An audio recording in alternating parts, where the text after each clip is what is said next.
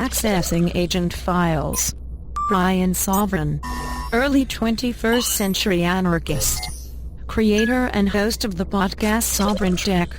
By the year 2021, the show would be instrumental in the downfall of various conservative ideologies in the government, helping usher in an incredible time. Hey, want to take a walk on the wild side and experience the bleeding edge of technology? Then get ready, because it doesn't get much more edgy than this. You're in for a wild ride.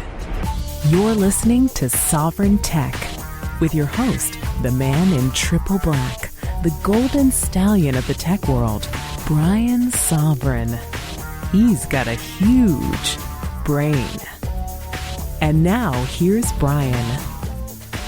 Oh, do you hear that sound? Yes, that is the sound of vindication. The Libertine in Chief here with you. Before I get into what exactly that sound of vindication is, I do want to mention, speaking of sound, last week we just started the new template on Sovryn Tech. We just started the new format, and there was a bit of a glitch for the intro to the climax, and you couldn't hear the climax that was occurring during the intro. But that is repaired. I apologize greatly for that. And I thank you for your patience with the new format here. And thank you for your feedback on it. But let's talk about that vindication real quick. Holy shit, the Willie report. This is a doozy. Now, I'm not going to talk about it for long right here, because we're going to be talking about it more on Sex and Science Hour, which, don't worry, will be out there. Episode 16, right? And the Willie report is essentially this report that claimed that the present price of Bitcoin, or the couple past rises that occurred in April of 2013, right, when it went up to like 260 or whatever, and then November, December, whenever it hit 1200, that both of those were manipulations on Mt. Gox's part. And there's, a lot of people are saying, oh, I don't believe it. But then there's plenty of people, a lot of the analysts, a lot of really, I guess what one would say, the names that matter, say, no, this is absolutely true, that this occurred, that this happened. Now, why is that vindicating? Because I had been saying, and I had gotten in conversations with Jeffrey Tucker and quite a few other names, I said, look, nothing rises in price like this. Not that new. It can't do that. Markets don't work that way. I said a couple times or at least once at the Texas Bitcoin conference when I gave my talk, Is Bitcoin More Real Than Gold? I said, I have no idea what's deciding the price of Bitcoin. Because the market doesn't work this way. I don't know how it's doing that. And then come to find out, guess what? It was manipulated. That's why it didn't make any sense. And the manipulation was, hey, look, there wasn't enough fiat flow into Bitcoin that could even have allowed for this amount of price. And I'm thinking, yes, exactly. That was my point. That's what I've been saying this whole time, is nothing should rise like that. It can't. But then what did I hear from so many people? Oh, Bitcoin breaks all the rules. Oh, it's a new world. It's a new day. And, but then at the same time, those same people would say to me, it's like, well, there's economic laws, there's ways things work. And I'm thinking, well, which is it? Does it follow economic laws or doesn't it? Well, come to find out, Bitcoin still follows those economic laws. And that can be a kind of a comforting thing. It doesn't necessarily have to be a bad thing. But the Willie report, I'd ask you to go read it, but unfortunately, the site that had it hosted took it down. I'm sure it's available in other places. I have a PDF copy of it myself, actually. And that's interesting in and of itself. This is something when Gox fell, I talked about how I had stated, I don't remember if it was on Sovryn Tech or if it was on Sex and Science Hour, that I said, there's some big names in Bitcoin that have been involved in Bitcoin for a really, really long time. That are really pulling, I think, a lot of strings. Now, maybe Bitcoin's to the point where their string pulling doesn't matter anymore, and that's probably true. And that's probably why the price is still sort of where it's at, because we're up 30% now this month. But boy, for people to complain, it's ironic because people talk about how, Ethereum's deciding, only the people in charge are deciding who gets the money, or like Next, where they say, with Next, it's all a scam. People, are deciding who gets the money, or, with all these various things, people complaining about pre-mining. You know what? Bitcoin, in my opinion, is really no better because there's people who are in early on, had, high stake, risk take players in it that had a lot of money on the line. And they, they did this, what the Willie Report is talking about. And maybe they're responsible for a lot of what happened with the funds and Gox. I don't know. You want me to call conspiracy? Believe me, I didn't even talk about that woman that fell from a high rise over in East Asia. And you know what I'm talking about. I didn't even go there, but maybe somebody knew something about what was going on. Anyway, let's get away from such topics. Something a little more lighthearted and rapid fire stories. Of course, we have HARP. HARP is shutting down. Holy shit. If you don't know what HARP is the High Frequency Active Oral Research Program. And this was it was billed as a research program for like studying the atmosphere or the ionosphere, more directly. It was a series of, would look like a series of, essentially satellites up in Alaska. And this was done around 1993. So it's, it's been running for about 20 years, and now they're apparently shutting it down. Now, they haven't shut it down completely yet, but apparently they are going to shut it down. About $250 million has been soaked into it in its construction.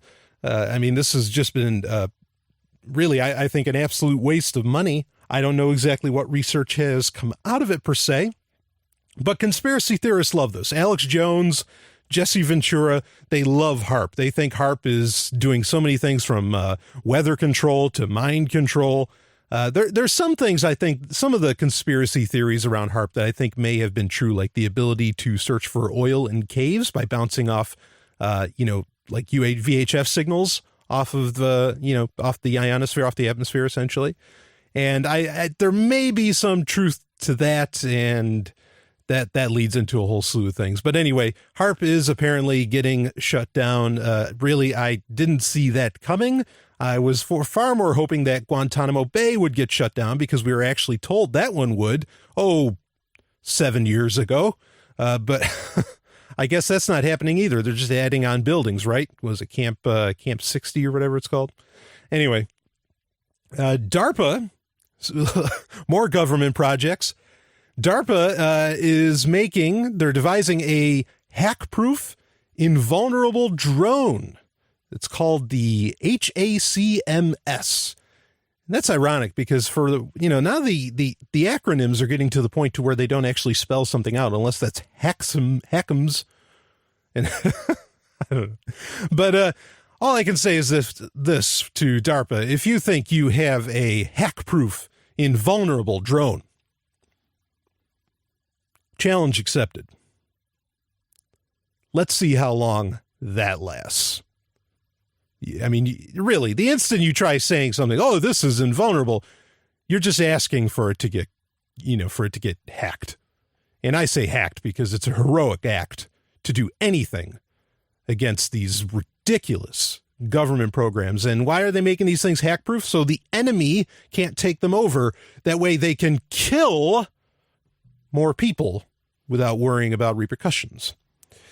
Anyway, Jared Cohen at Google Ideas, moving on, may have, this is a report coming out of WikiLeaks, and this is relative to, last week we mentioned how WikiLeaks revealed, because Glenn Greenwald would not, that one of the countries where the NSA was doing pretty much blanket spying on metadata was Afghanistan. Now come to find out, Jared Cohen at Google Ideas, which we talked about the creepiness of Google Ideas last week, right, may have been very much involved in getting all of that metadata collection to work in Afghanistan.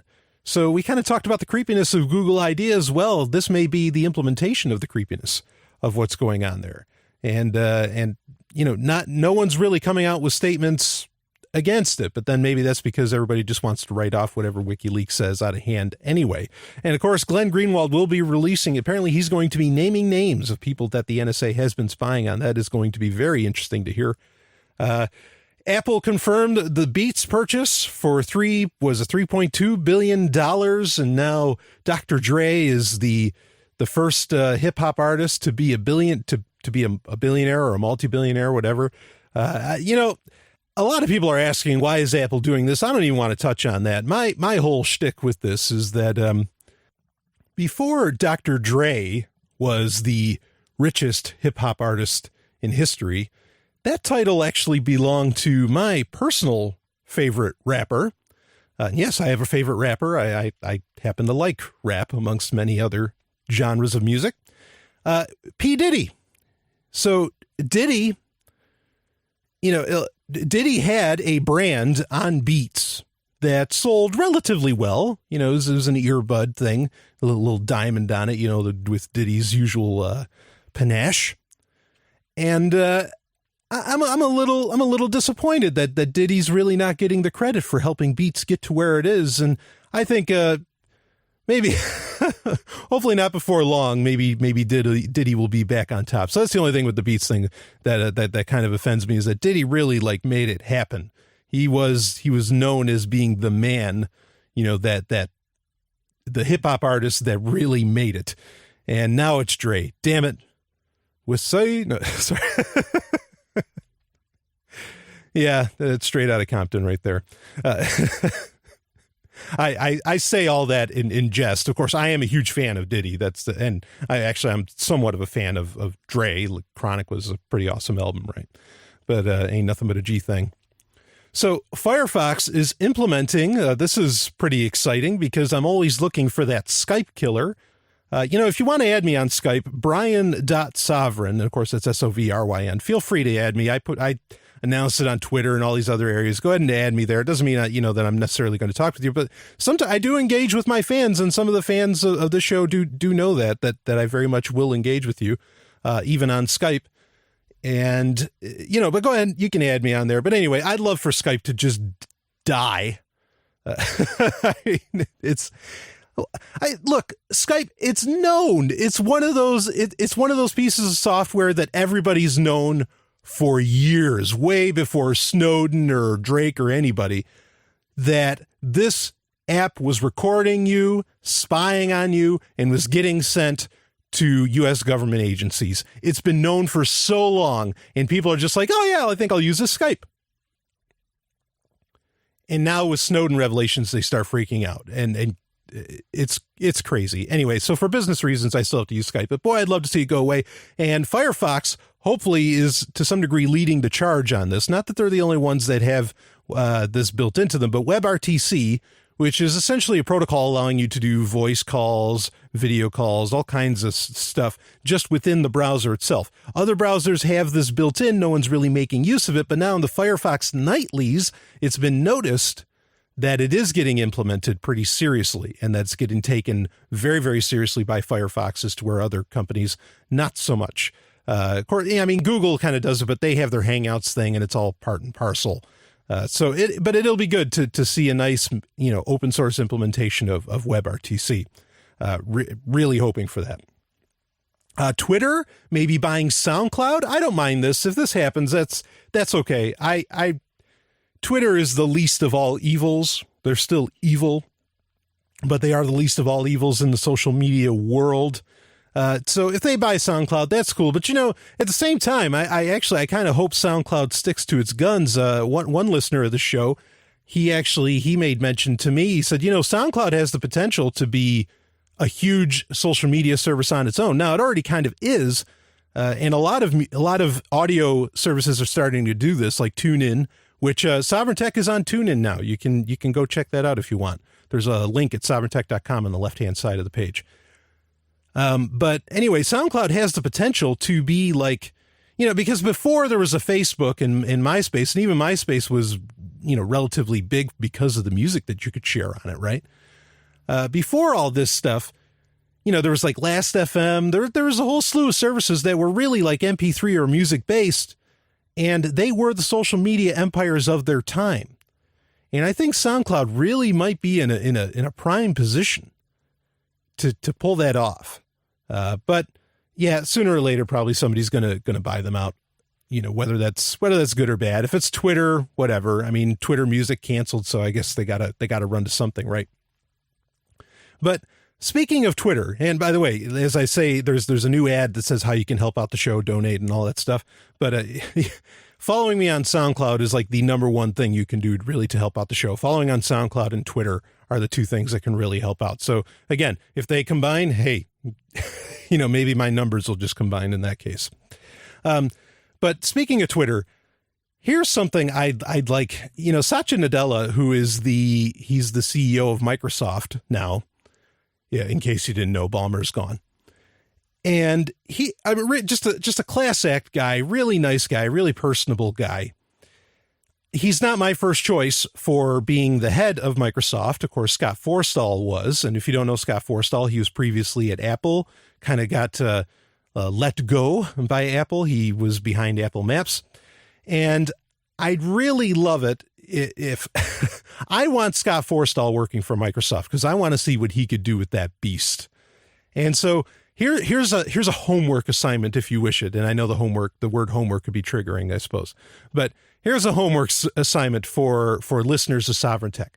Tweet at Satya Nadella and say, please hire Scott Forstall. Bring the vision to Microsoft. Something like that. But just tell him we want you to hire Scott Forstall. Okay? And anyway, I just something fun. We can interact with each other on Sovryn Tech, right? So if you want to help out the show, I'd be interested to see how many people tweet at him. It'd probably be a drop in the bucket compared to the amount of tweets that get tweeted to him, but hey, it'd be fun. Anyway, let's get into our main story for this week. And boy, we've got a hell of an episode totally lined up for you, believe me. This is from Mike Elgin, a past guest of this show, and this is a really, really interesting, insightful article, and I want to get started reading right into it. And it's from Computer World, the hottest trend in mobile, going offline. Ooh. Suddenly, the industry woke up to the reality that we can't always get connected to the internet. The consumer electronics industry has spent the past 20 years making everything connect wirelessly to the internet, from PCs to TVs, cameras, and speakers. This includes, of course, the most wireless of wireless devices, the ubiquitous smartphone. Your average smartphone connects wirelessly in three ways: via mobile broadband, Wi-Fi, and Bluetooth, all of which get faster, more reliable, and more widely available all the time. So why is there now a big trend in the industry to make apps work in places where no internet connection is available? Years ago, the dream was to blanket the world with universal connectivity. Entire cities would be blanketed with Wi-Fi. Continents would be dotted with cell towers. Geosynchronous satellites would provide fast internet connectivity to everyone, everywhere. Just look at the grandiose intentions of the Bill Gates-backed company Teledesic in the 1990s. On day one of service, Teledesic will offer broadband telecommunications access for businesses, schools, and individuals everywhere on the planet. Teledesic went out of business in 2002. In recent years, reality has set in. We are nowhere near providing internet connectivity everywhere. So now companies are wisely starting to do the next best thing, making their apps and services work offline. Over the past month, the industry has flooded users with apps and services designed to work without an internet connection. Google this week rolled out better offline support for its iOS and Android Google Maps apps. It enables you to choose an area and then tap a button to download the mapping data to your phone, saving it for later use. Then when you're out on the road, you can look at the map without going online, so you don't have to worry about getting lost if you're in a mobile broadband dead zone. The Android version of Google Search has a new offline mode for the Google Now feature as well. Even without a connection, the Google Now cards will keep on coming.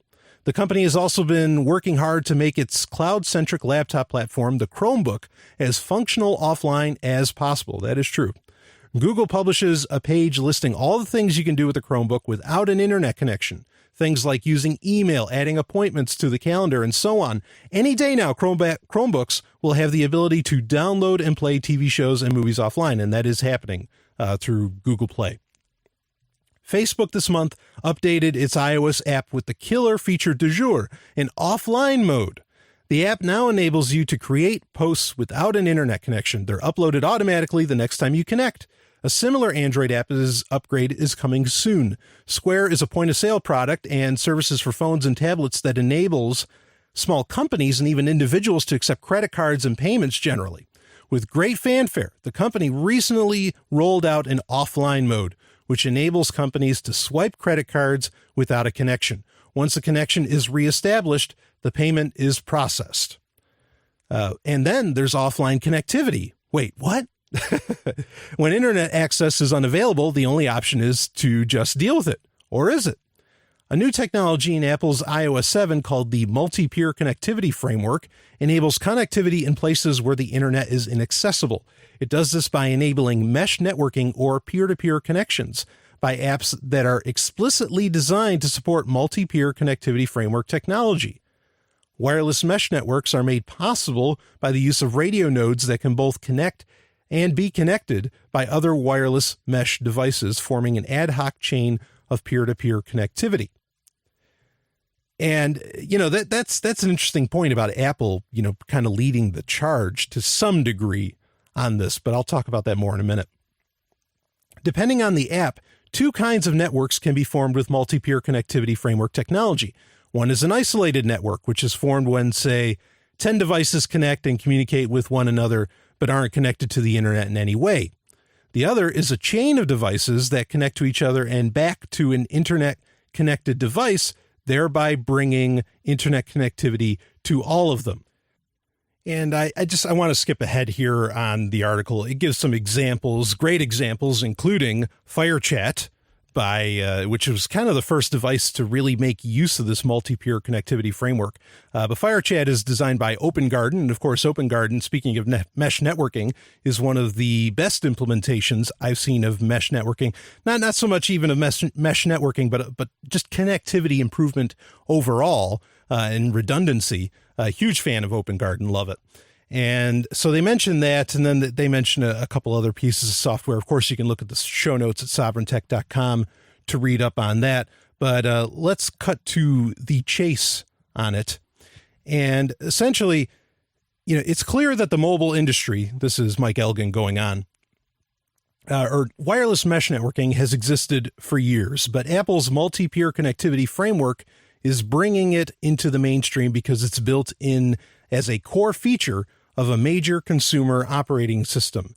It's clear that the mobile industry has finally given up on the fantasy that an internet connection is available to all users at all times. Reality has set in. And in the past month, we've seen a new wave of products and services that help us go offline and still function.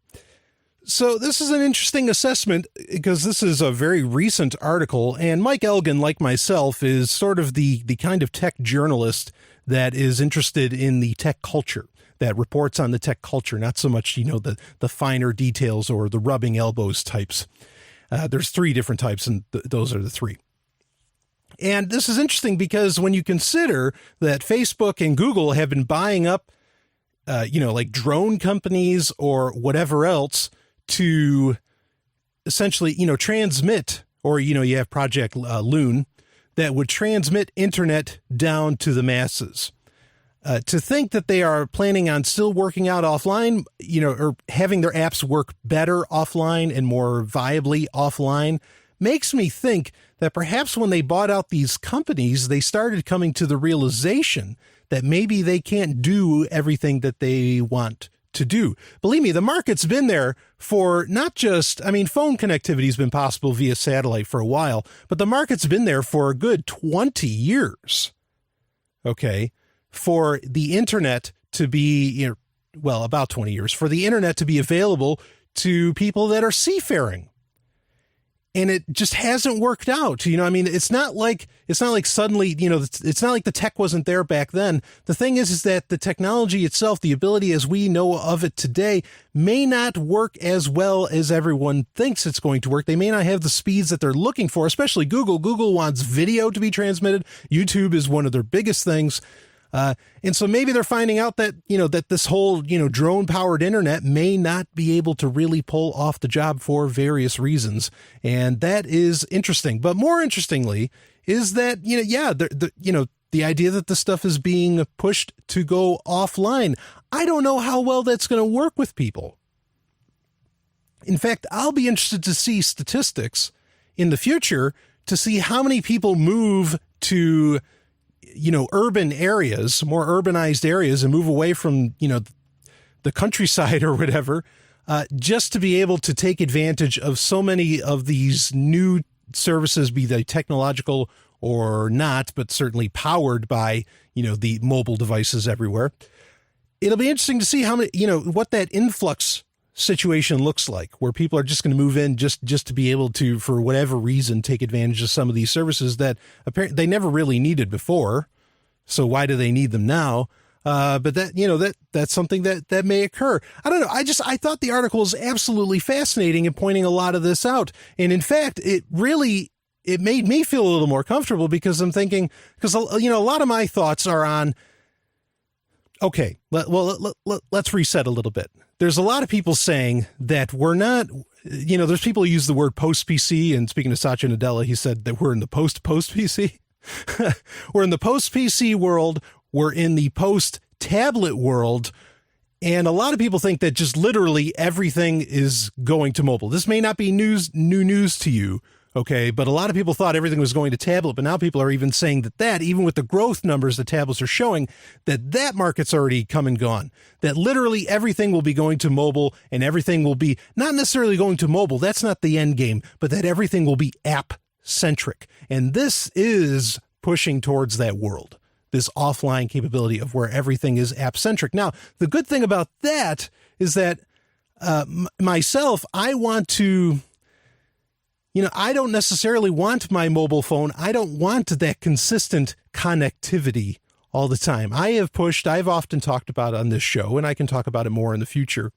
Okay, where I think maybe people should get more, you know, with the idea, with connectivity clearly being an issue. And it seems like the big businesses, the ones that could actually have the money to try and solve this problem, can't solve this problem, at least right now, is that you need to have devices that can connect to anything, anywhere. And so I've often made the push for having, you know, just a great smaller laptop, like a 14-inch or something that, you know, or even smaller, that can just connect to anything, anywhere, and has tons of great software on it that can do it all. And to maybe even like leave the phone at home, you know? And so this is almost like a respite of a breather of not having to have everything be online. Now, of course, in Facebook's case, they just want you to be able to post it later.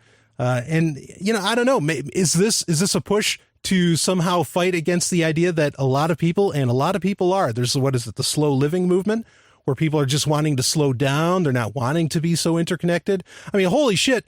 If I could just, you know, I don't like email either, but or email can be annoying. I like email fine for the technology that it is.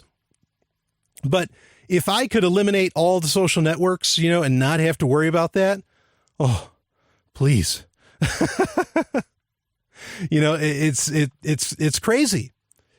And so maybe this is the pushback from these big companies against that, saying, no, look, I know you're in Oklahoma and you can't connect to the internet right now, but just post what you're experiencing. Go ahead, take that picture, and we'll post it later for you. We don't want you to think that you can have a good time without Facebook. Is that what this is about? Is it the pushback against that? Because what happens is when people get out of an area, what's that? I love that saying, you know, that when you go into the forest, you won't have, you'll find you have the best connection ever, even though you can't get 3G, because you're connecting with people fucking in front of you. It's an interesting thing. I mean, this is something where my opinions have changed. You know, they've kind of seesawed a bit, because I didn't think that it was necessarily a problem, that having this hyperconnectivity was so much of an issue. But now I'm starting to think, yeah, maybe it is a problem. Not in the way that a lot of people talk about, because a lot of people are saying, that they can't control themselves or whatever. I mean, you do what you want to do, but maybe there is something missing in having all this, like the attention span. Maybe that's my problem, is that I think maybe the attention span is disappearing. So is this good or bad? We're on the brink of a global finance paradigm shift, and at the core of this movement, Bitcoin. But many early adopters need a safe, stable, and secure method of storing Bitcoin that doesn't require an electronic device. Enter crypto cards, the world's first BIP38 passphrase encrypted, laser-edged aluminum offline wallets. Crypto cards are the same size as a credit card, only they're scratch-resistant, waterproof, and flame-resistant up to 600 degrees. Unlike paper wallets, they won't ever rip, fade, or crumple, and the high-density aluminum is rated to last 75 years. Your coins will be secure for as long as you need. Having Bitcoin physically allows you to store them in a secure location instead of on a networked computer. This is key. Your funds will be impervious to hacks and the negligence of third parties. It's a truly trustless system. You hold the keys, you hold the funds. For more info, visit cryptocards.co. We ship worldwide, and using the code FTL, you'll save 10%. We're proud to be part of a liberty-oriented movement, and the future is looking bright.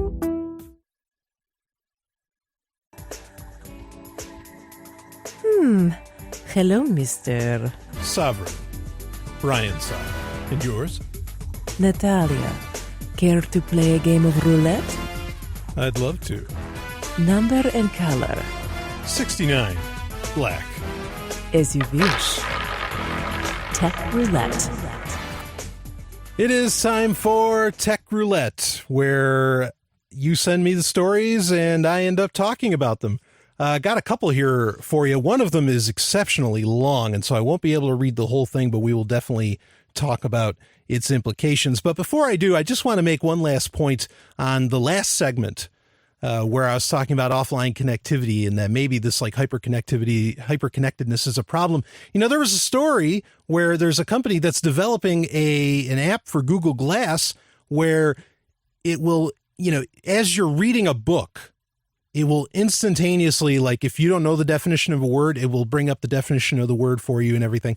And admittedly, I get how that's useful, but a part of me felt kind of disturbed in that it's like, no need for me to know the definition of words. I'll just ask Google Glass, and it's like, are you even, when you're offline, are you going to know anything? You know what I mean? When this stuff happens, maybe that's why they need all this offline connectivity. I don't know, but I do being online all the time and all that, I get the advantages, but I'm starting to really, really wonder, if, I know these companies, they're trying to be Star Trek, right? And they're trying to, bring us towards like what Starfleet's like, but I feel like we're heading way more towards the Borg than we are Starfleet. And, that may not be such a great thing. But anyway, speaking of something that may be broken, TrueCrypt. This is the first bit that people wanted me to talk about. TrueCrypt, there was, essentially the website that you go to download TrueCrypt from, I think version 7.2 or whatever came out, just came out and said, we're done making TrueCrypt, use BitLocker. It's all over. And a lot of people think, oh, this is, what the hell just happened? Did they get hacked? Are they warning against the NSA? What happened here? There hasn't been any news as far as what occurred there. And I don't necessarily recommend using BitLocker unless you do use Windows and you don't have any other options. And yeah, some encryption's better than no encryption, even though, one could argue that BitLocker is easy to break into. This is just a weird thing. Yeah. My recommendation, don't use TrueCrypt. I don't know what's going on there, and I don't think it was a prank, because if it was a prank, they had the name of all the TrueCrypt developers. They had, this was so, it would have been an inside job, if it were a prank. But it's not funny, because there's people who, whose literal lives are on the line with TrueCrypt. If this is meant to be a prank, it's a bad one. So anyway, I cannot Whether it comes out now that it was a prank or that it wasn't, I cannot in good conscience say trust your life with TrueCrypt. Okay? So there you go. There's my thoughts on TrueCrypt. Now, let's move into something else that may be broken. Actually, according to this article from Medium by Quinn Norton, everything is broken. And boy, this made some rounds. This was really controversial, a controversial write-up. So let's start reading into it. Again, don't know if I'm going to get through all of it because it is really, really long, but you can go to the show notes, sovryntech.com, click on the episode, and you can see the show notes and get all the links there, and check it out for yourself. Once upon a time, a friend of mine accidentally took over thousands of computers. He had found a vulnerability in a piece of software and started playing with it. In the process, he figured out how to get total administration access over a network. He put it in a script and ran it to see what would happen, then went to bed for about 4 hours. Next morning, on the way to work, he checked on it and discovered he was now lord and master of about 50,000 computers. After nearly vomiting in fear, he killed the whole thing and deleted all the files associated with it. In the end, he said he threw the hard drive into a bonfire. I can't tell you who he is because he doesn't want to go to federal prison, which is what could have happened if he'd told anyone that could do anything about the bug he'd found. Did that bug get fixed? Probably eventually, but not by my friend.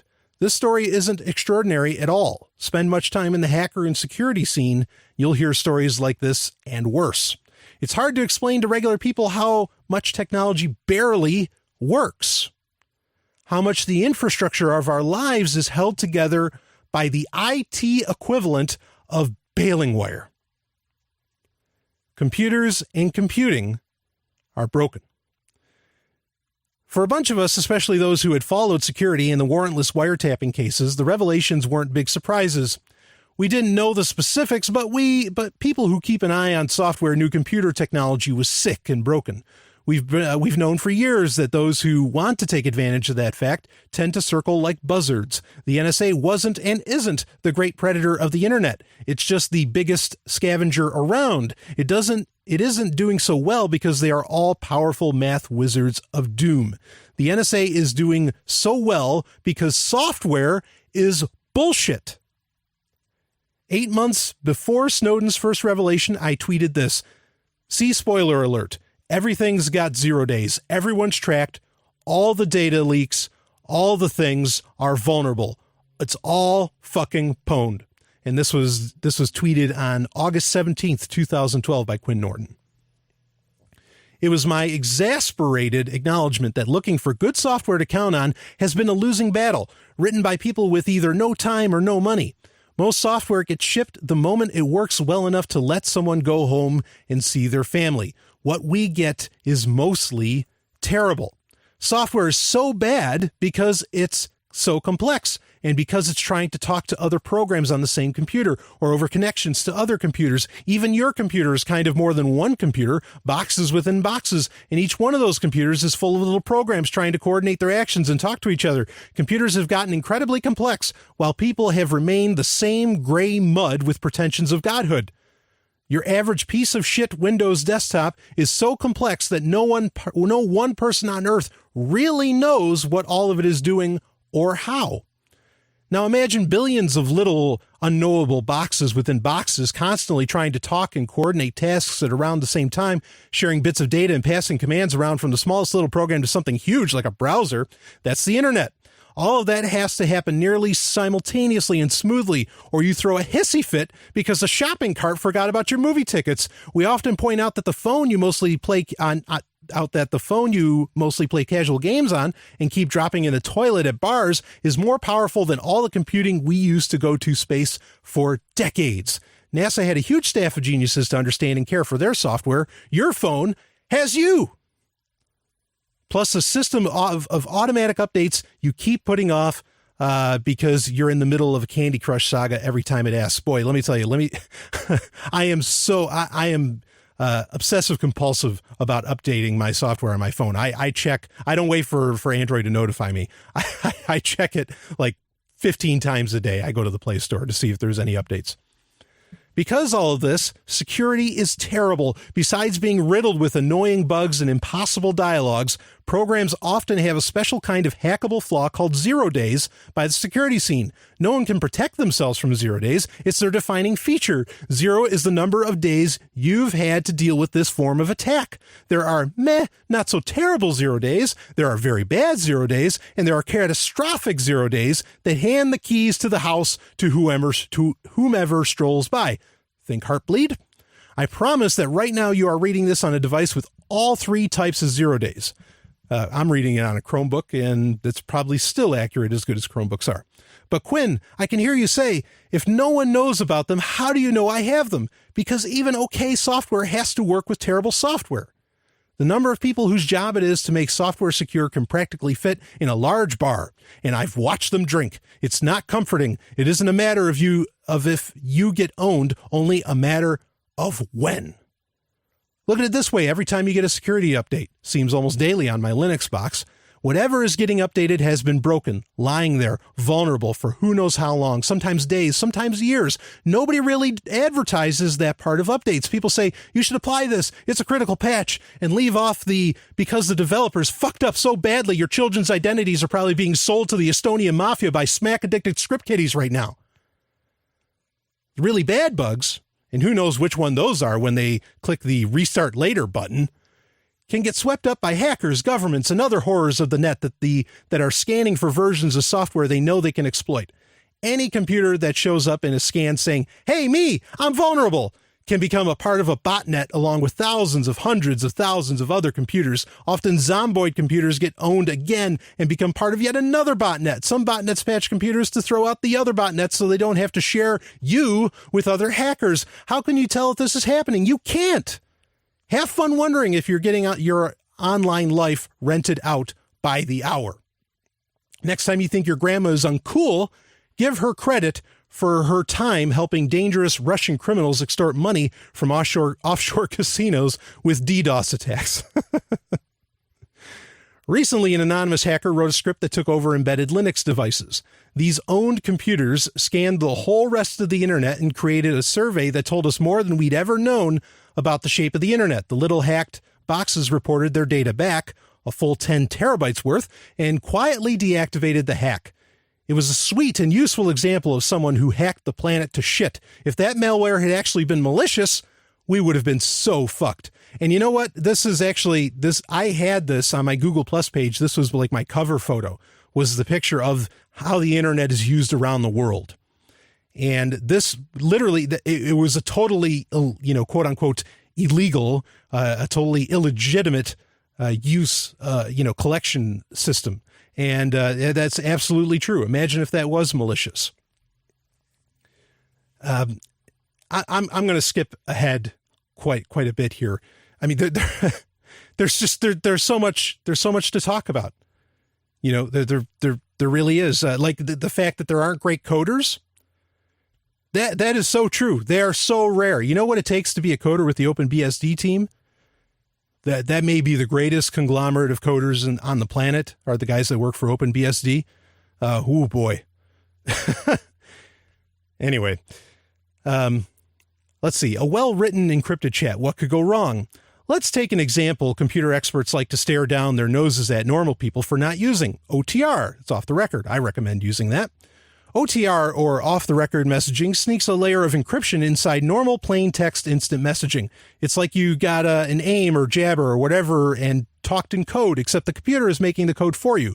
OTR is clever and solid. It's been examined carefully, and we're fairly sure it hasn't got any of those nasty 0 days, except OTR isn't a program you use as such. There is a standard for OTR software and a library, but it doesn't do anything on its own. It gets implemented in software for normal human schlubs to use by other normal human schlubs. By now, you know this ends in tears.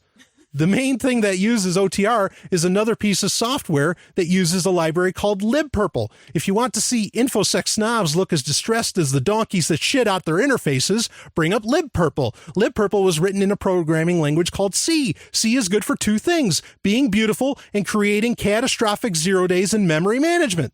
And that was my second point that I was going to bring up with OpenBSD. A lot of that team's going to the Go language because most of the programming languages suck ass. I'm saying that. That's not the article. I'm telling you, most of the programming languages out there are pure shit. But we deal with it. Heartbleed, the bug that affected the world over, leaking password and encryption keys and who knows what. Classic, gorgeous C. libpurple was written by people who wanted their open source chat client to talk to every kind of instant messaging system in the world and didn't give a shit about security or encryption. Security people who have examined the code have said there are so many possible ways to exploit libpurple, there's probably no point in patching it. It needs to be thrown out and rewritten from scratch. These aren't bugs that let someone read your encrypted messages. They are bugs that let someone take over your whole computer, see everything you type or read, and probably watch you pick your nose on your webcam. This lovely tool, OTR, sits on top of libpurple on most systems that use it. Oh man, there's so much to go on. People as well are broken. I trust you was my least favorite thing to hear from my sources in Anonymous. Inevitably, it was followed by some piece of information they shouldn't have been telling me. It is the most natural and human thing to share something personal with someone you are learning to trust, but in exasperation, I kept trying to remind Anons, that's anonymous people, they were connecting to a computer relaying through countless servers, switches, routers, cables, wireless links, and finally to my highly targeted computer before they were connecting to another human being. All of this was happening in the time it takes to one person to draw in a deep committal breath. It's obvious to say, but bears repeating, humans were not built to think this way. Now that is a fascinating concept. Everyone fails to use software correctly. Absolutely everyone fucks up. OTR doesn't encrypt until after the first message, a fact that leading security professionals and hackers subject to 20-country manhunts consistently forget. Managing all the encryption and decryption keys you need to keep your data safe across multiple devices, sites, and accounts is theoretically possible in the same way performing an appendectomy on yourself is theoretically possible. This one guy did it in Antarctica once. Why can't you? Every malware expert I know has lost track of what some file is, clicked on it to see, and then realized they'd executed some malware they were supposed to be examining. It goes on. I'm gonna cut right to the end here. There is so much great stuff to read here. This is phenomenal, really perspective creating article. And Facebook and Google seem very powerful, but they live about a week from total ruin all of the time. They know the cost of leaving social networks individually is high, but en masse becomes next to nothing. Windows could be replaced with something better written. The U.S. government would fall to a general revolt in a matter of days. It wouldn't take a total defection or a general revolt to change everything because corporations and governments would rather bend to demands than die. These entities do everything they can get away with, but we've forgotten that we're the ones that are letting them get away with things. Computers don't serve the needs of both privacy and coordination, not because it's somehow mathematically impossible. There are plenty of schemes that could federate or safely encrypt our data, plenty of ways we could regain privacy and make our computers work better by default. It isn't happening now because we haven't demanded that it should, not because no one is clever enough to make that happen. So yes, the geeks and the executives and the agents and the military have fucked the world. But in the end, it's the job of the people working together to unfuck it. Ooh, boy. This is so true. Wow. This is what I'm saying is that something I've been talking about recently is that even the internet as we know of it today, I'm talking about the internet as in the DNS structure, URLs and all that stuff. I'm not necessarily talking about, all the lines running everywhere, may be fundamentally flawed. All of these systems may be fundamentally flawed, and we've got to look hard and deep at these things, considering what's going on now with Panopticon. Now, granted, like I've mentioned before, Panopticon clearly isn't real because as much as this ultra surveillance going on, is out there, it's working against the governments too, like #MyNYPD. But this is, you have to, I love it how it points out that all this stuff is literally hung by a thread. In fact, it kind of reminds me of some old survivalist kind of mentalities where they said, look, the instant you cut off the water supply, society just completely falls apart. Well, a lot of these companies, a lot of the software, a lot of the stuff we use is just waiting for that one moment when the water supply gets cut off, and then it could literally just completely fall apart. And yet we rely on it. We depend on it. In so many ways, Christ, we're going to expect Google Glass to tell us what everything means. I think this deserves a good long look. I want you to read this article. Maybe if you have questions about it, I'll talk about them next week. But I don't find any inaccuracies here. It's creepy when you think about it. I'll be back with more. This is Sovryn Tech.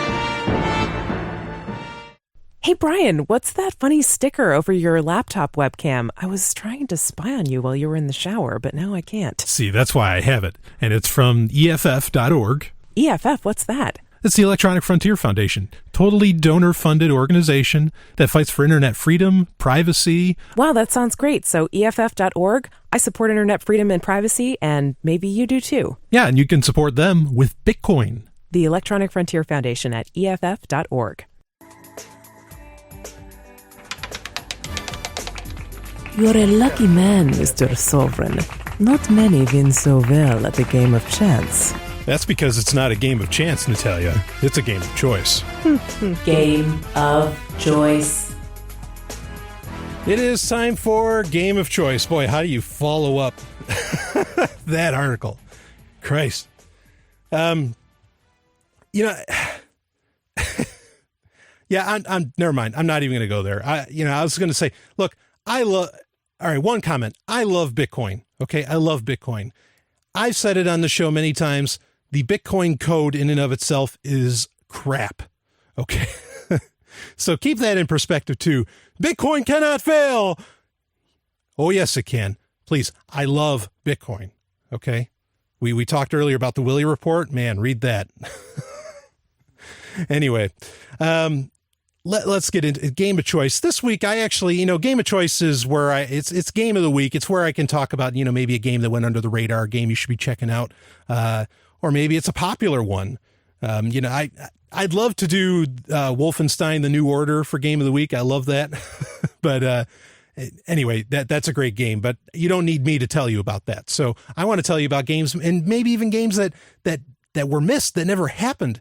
Oh boy, did I find out about a game that never happened. There was a game that eventually took the form of Universe Online.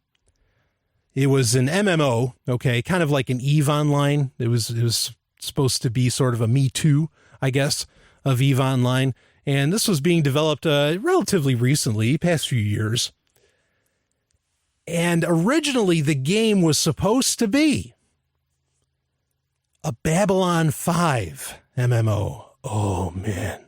And talk about my life being over, right? If I could get in an MMO where I'm existing in the Babylon 5 universe, what am I going to do?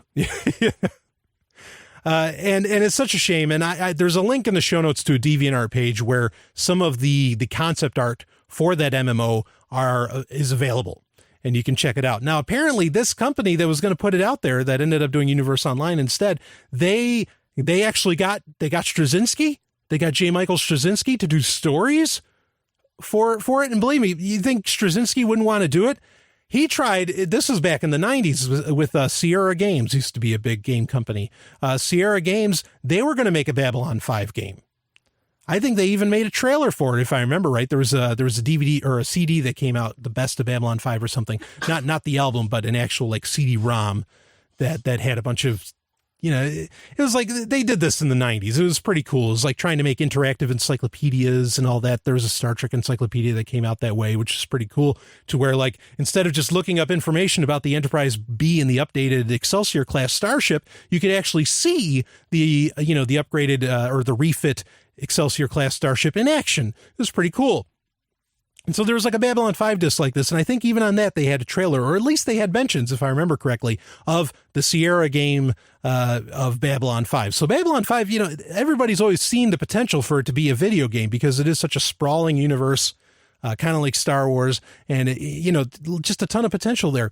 But this is really a shame. This could have been maybe it wouldn't have taken off because how many people even really know about Babylon 5? I've actually, with my ad, I run an ad on this show for Babylon 5. I've run it since episode 1, and I will continue to run it. That is the ad that will never go away. I've made different ads, but an ad for Babylon 5 will never go away. And I've gotten, at last count, somewhere around 300 people to finally watch Babylon 5 because I just, I used, Monarch mind control programming in my ad to get people to watch it. I'm kidding, of course. But I did kind of put it down your throat. Watch Babylon 5. This is the greatest show ever. And everybody's been very thankful. Wow, thank you for introducing me to that. And so, maybe an MMO like this just wouldn't have been. Oh, what happened was, I guess, is that Time Warner ended up wanting to charge triple after they got a new ambassadorial team to this game company. They wanted to end up charging triple for the licensing of Babylon 5. And so now we don't have an incredible Babylon 5 game. And, these usually work pretty well. Like, A Galaxy Divided for Star Wars was a fantastic MMO. The Matrix Online was an incredible MMO. Yes, it was. Yes, it was a great MMO with great stories written by the Wachowskis. And we could add that with B5 with Straczynski. Would have been amazing. Could have kept on going. It'd be going forever. Oh well, a lot of missed opportunities out there. But check out the artwork for it because boy, did it look good. I'll be back with more. This is Sovereign Tech.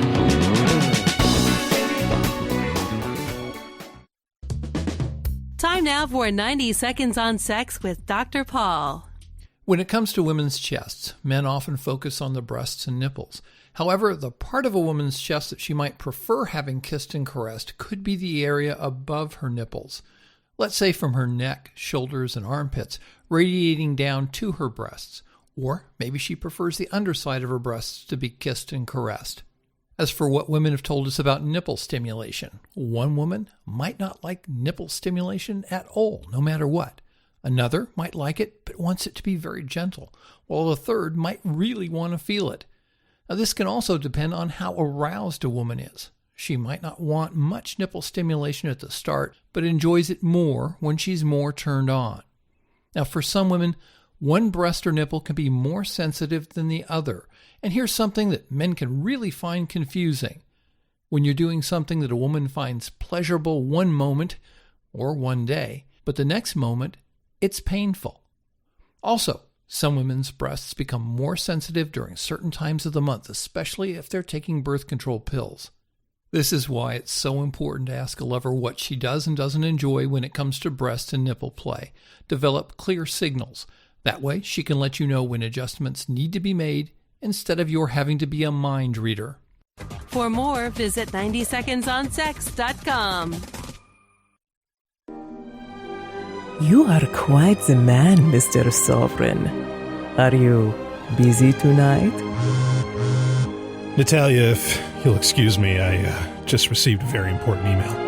Later then, Mr. Sovryn. Important email. It is time for important email, which is where I essentially read your listener emails. Boy, I got some feedback. Speaking of emails, I got some feedback. Everybody seemed to really enjoy kind of the new segments. Of course, nobody got to hear the non-cable television scrambled pornified version of the Climax, but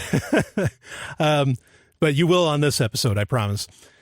But yeah, everybody seemed to like it, and they said, one person actually commented and said, yeah, it may get like repetitive really fast, because the whole story might get kind of repetitive.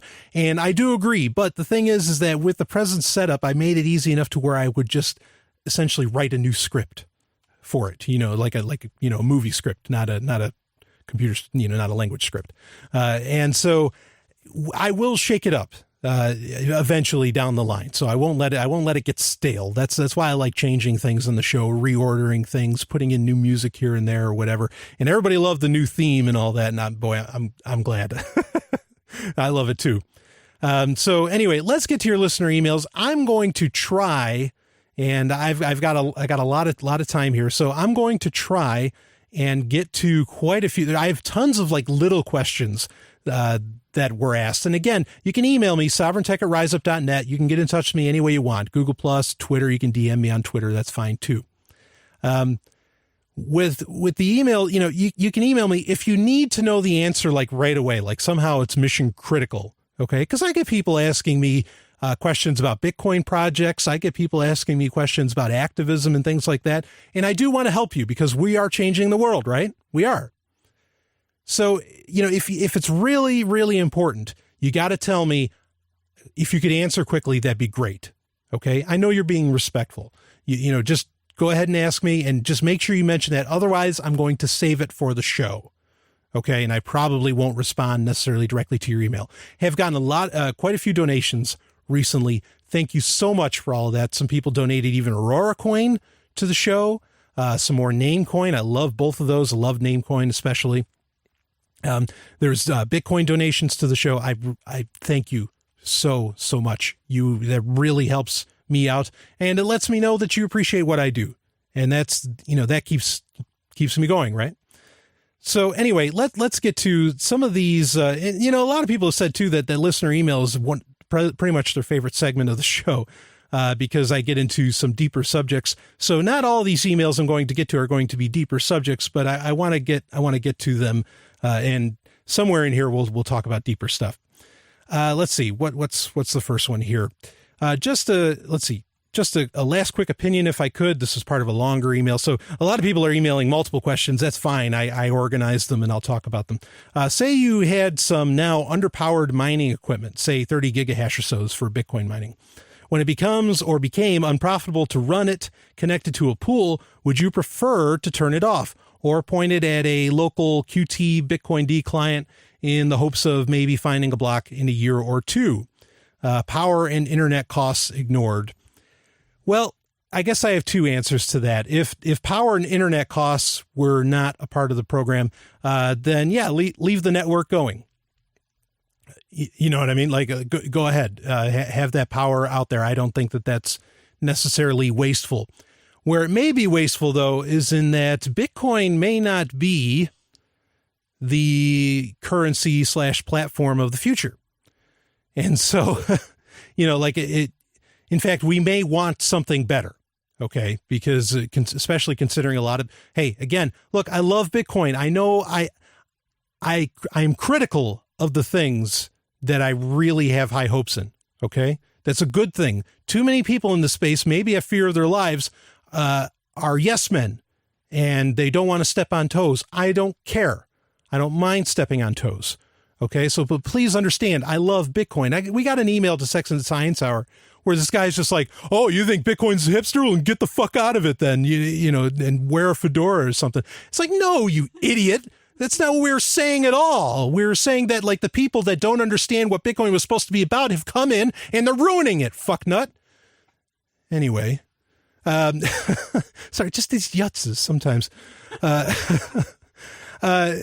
So, Bitcoin may not be the thing to promote. And so thus, in that case, if you feel that way, that you are looking for, say you're wanting to push Next, you're wanting to push NXT, or you're wanting to push, call it Ethereum, whatever, doesn't matter. Whatever you want to push, then supporting the Bitcoin network could be antithetical to your overall aims. So that's the question you have to ask yourself. Okay. A good question overall, and this comes from the quote unquote, the only real man on the Bitcoin forums, Justice Ranvier, also known as the John Connor, or I think he likes to go as the Martin Luther, and that's not Martin Luther King, but Martin Luther, the Martin Luther of Bitcoin as well. But he asks this great question all the time, is what problem does it solve? And with anything you do, I think it's okay to ask that question. What problem does it solve? Steve Jobs did the same thing. He always asked, what problem does it solve? When he went to go buy, I tell this story a lot. When he went to go buy a sofa, he asked, okay, why do we need a sofa? He wasn't being an asshole to his wife. He was saying, what problem does it solve? Okay. And so now you can take that to an extreme and become so hyper minimalist that you own nothing. But at the same time, it's definitely a good starting point in a question like this. Would you leave a miner running, etc.? So there's my answer. is that if you want to, keep supporting the Bitcoin and, power, if power were an issue, if, the electric bill was an issue, I'd say turn it off. But I mean, because there's, there was charts coming out where gigahash, they showed how much gigahash.io or ghash.io was doing as far as mining, and they're up like 34. I mean, it's an insane percentage. They could take over the Bitcoin network anytime they really wanted to, which is a little disconcerting. But let's move on here. We have the next question is on a different note. I was thinking about purchasing, and actually this person had a really great topic that I think I will end up doing for the Climax at some point about reboots and remakes. But anyway, this is a separate question. On a different note, I was thinking about purchasing a PS4 and it's PlayStation 4 and upgrading the hard drive. In your opinion, has Seagate improved over the years? Because I would hate to purchase a 1.5 terabyte hard drive and have it crap out on me in a couple of years. If not, what other companies make reliable hard drives? I used to be a huge fan of Seagate. Up until recently, they were actually bought out by Samsung in 2011. And Samsung, in my opinion, makes terrible hard drives. And Seagate did get better. I don't know to what degree Samsung is really, I haven't messed with a Seagate drive in a while. I've been using Western Digital, and they've done very, very well for me, including all three of their models. They have they have four, but I've used three of them. There's the black, they have black hard drives, they have green hard drives and blue hard drives. And both the green and the blue have worked great. The black worked great too. So Western Digital is really solid right now. Amazingly. I used to think differently, but Seagate bought out Maxter years ago. Maxter was really the king of hard drives for quite some time. They had to get bought out because I think they were making such high quality stuff that their margins just couldn't support it anymore. So, Seagate is good. As long as Samsung has not changed what Seagate did, then yes, in recent years, Seagate has gotten significantly better. Than what they were, because they're using Maxter's, build quality. Okay. So Seagate could last you a good long while, but I'll say the Western Digitals, especially the Western Digital Blues for storage, has been, and even for not just storage, but also for main running, has been phenomenal. I mean, really, really great. And I think they offer them at a pretty low price point too. So we have that. Let's see. Someone emailed me, a listener of the show, a really, really nice guy. He emailed asking about the use of the word libertine. And he mentioned how the word, because I did a couple episodes ago, I did an intro where I asked Google Now, define libertine. And it essentially, Google Now said something to the effect of, a person who's immoral, etc. And so, the listener very kindly said, it's like, are you sure you want to be using that word? Because, it kind of carries that connotation of saying that it's immoral. He said he understood, that I'm, a very, very sexually expressive person. That maybe this is a problem. And I see his point, and I really appreciate him being concerned. I see his point, but I think that that definition, particularly that definition of immoral, of what they consider immorality, is absolutely what I am. I am completely an immoral person by the common standards. In fact, I got accused of, I was called a nihilist in another email. And so, I looked up the definition of nihilism actually, and I rather like the definition that I read. Now, I understand, like there's this, philosophical term that nihilism means that nothing is real and, that there's no moral code or whatever. But actually, the very first definition of nihilism, the very first definition in the dictionary is someone that rejects, social institutions and governments, that rejects all of them. And that's not an unfair description of me. Because I don't believe in the nuclear family. I don't believe in marriage. I mean, I don't know what institutions out there that I actually agree with. I don't dig the church. I don't dig governments. I don't, what other institutions are out there? I mean, let's take the pick. I don't know which one I actually like. I don't think there's any. So, it's not, I think libertine fits. I appreciate his point. I know what he's trying to say. But I think that the word immoral if I were to look up the definition of that, would easily describe me, and would describe a lot of anarchists. It would describe most anarchists, or maybe not most, but it would describe a large amount of anarchists, anarchists of all stripes, not just, ANCAPs or whatever. So great question. I really appreciate that. So let's see. What other great question? We got some more time here, which is really cool. Do you like the please, I got some feedback. Send more feedback though. Let me know if you like the fully extended segments that I offer now. Okay. Next question. Let's see. Don't you think this one I kind of wrapped up because there's a really long tirade that this listener went on, and I will not mention his name. Don't you think, hasn't Google done anything good? This person thinks that I just constantly rip on Google. I really don't. I don't mean to constantly rip on Apple or Google or Microsoft. I mean, and I hate that cliche line. It's like, oh, I'm an equal opportunity hater. No, I'm not. I actually like a lot of what these companies have done and do. But to answer, isn't there one good thing that Google has done? Yes, they made the Go language, or they helped develop it. There you go. There's my answer to that. Let's see. Environmentalism on an anarchist perspective. I think we need a little more time to talk about that. Oh, here's a good one, because PorcFest is coming up. Please, if you are coming to PorcFest, don't hesitate to say hi to me, and strike up a conversation. So I enjoy that. I like to meet listeners, have a great time. And please, you don't have to have listened to every episode of Sovryn Tech. Okay. You don't. A lot of people will preface, I haven't listened in a little bit. It's okay. You don't have to listen. You don't ever have to listen, and you don't even have to listen to Sovryn Tech to say hi to me. Okay. Anyway. And so the question was, I hear, ... 5 dots. I hear PorcFest is full of assholes trying to one up each other on how libertarian they can be. True or false? Honest question. So you can ask me anything. And yeah, boy, let me tell you. All right. Ding, ding, ding, ding. Yeah. Ding, ding, ding, ding. Kinda. That's not wholly unfair, to say. Of course, that's for any liberty event. It's a whole lot of dick measuring occurs at these events. And it's not even what makes it worse is that it's not even just the normal people that come there, but the speakers that go there are engaging in the most dick measuring possible. And they keep attending all these liberty events. And it's well, anyway, I'm not going to go into that part.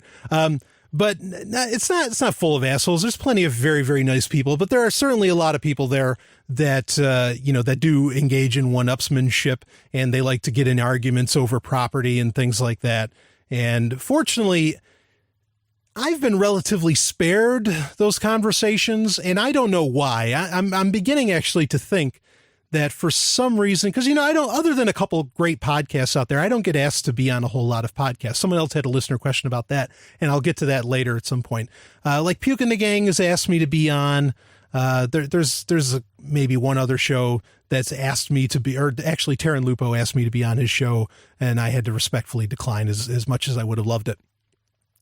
But I'm beginning to think that I'm just, people think of me as maybe the village idiot, or they think I'm so insane that there's no point in talking to me or something. I don't know. I never get invited to talk at these things, and no one ever really asks. No one in the Liberty community, it seems, and certainly no one really at PorcFest ever seems to come up and ask me. Some people do, some friends of mine do, of course, but no one seems to ask me, hey, what do you think about this? And, so I get spared this game of one-upsmanship. It never really seems to happen to me. And boy, it would turn into a mess because, just get me started on talking about property. And I guarantee that some libertarians' heads are just going to, the steam's going to come out of their ears. But it's true. It's there. But PorcFest is tons of fun. There are so many great people. You're talking over 1,000 people. There's so many great people that, it's impossible for everybody to be, well, it's not impossible, but it'd be insane for everybody to be assholes. I would like to share with you, I've shared this before, I would be willing to share with you my first experience of PorcFest, which was not a positive experience, actually. And it was 2012, was my first PorcFest. And I went there, and I had the expectation of, this is going to be amazing, a lot of peace-loving people. And actually, part of what I'm about to say still applies. If you were a reporter, if you were on assignment, say with the New York Times or on a whatever, if you're on assignment to go to PorcFest, to a liberty-loving, peace-loving, peace is the way event, and you went there, you'd hit culture shock. Not because, it's a bunch of libertarians. You'd hit culture shock because you'd be like, wait a minute, I thought these people were peaceful, but all you're going to see is a lot of people wearing camouflage. You're going to see tents with like the Gila netting around it. You're going to see, with the mesh kind of, camouflage netting. You're going to see, guns everywhere. People, and not just being, sold. I mean, like people wearing guns, like people look armed to the teeth. There were guys, I saw a guy, he had like 4 knives on him. He had one in his boot, one on the back of his belt, one in the front of his belt. Probably there was one in his belt buckle. His belt buckle was huge. And then he probably had 4 more guns on him and all this stuff. And I think, now, I'm not saying there's anything wrong with that. I'm an anarchist. I don't ban anything. I don't want anything banned, okay? I'm just saying is that imagine the perspective of a new person coming into a place that they are being told is a peaceful evolution, and you walk in there and holy shit, there's guns everywhere. The place looks like an Afghanistan base camp. And that was actually my first impression of it, also because it was pretty hot. So there was all these tents, these camo tents. It looked very much, I thought I was back in Afghanistan. And like guys with AR-15s on their back and everything. I might be being slightly exaggerant as to how many people were wearing them. Okay.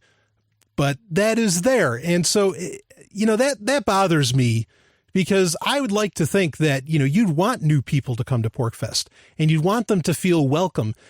And I know there's people who are saying, yeah, but look, nobody's shooting each other. They're being peaceful. Isn't that like proving the point? It's like, well, yeah, but isn't that the bare minimum? Yeah, right. That's like the bare minimum of making the excuse for why there shouldn't be, gun legislation or something. And there shouldn't be. Please stop. I'm not wanting to legislate anything just because I don't dig guns. Okay. But you have to understand that, like, I know there's like gun rights activists who want to go into restaurants with wearing, full long rifles and everything. And they're like, well, if people don't like it, that we got to get them used to it. It's like, no, people are concerned because their kids are there. And because, they feel like their life is on the line. Because what's a gun? What does a gun say? Does a gun say anything other than the taking of a life? You tell me, what else does it say? What else is it designed for? You're not going to take down fruit from a tree with a gun. Hey, look! Got an energy spike. Pull back! Launch. Bombing the Narn back to the Stone Age wasn't enough for you? Then we heard it. The sound of something terrible being born. This is madness. Station 3 to Commander Ivanova. Centauri have launched a full-scale assault. Time is coming on! It's our turn now! 2 million tons of spinning metal, all alone in the night. A world where empires rise and fall, where dreams are born and die, where war and hatred are challenged by love and faith. In the third age of mankind, an age plagued by an evil empire that seeks to destroy humanity. It is our last, best hope for peace, for victory, for freedom. It is Babylon 5. Babylon 5 is available for download on your favorite torrent site. See it now to experience the greatest show in television history. Babylon 5.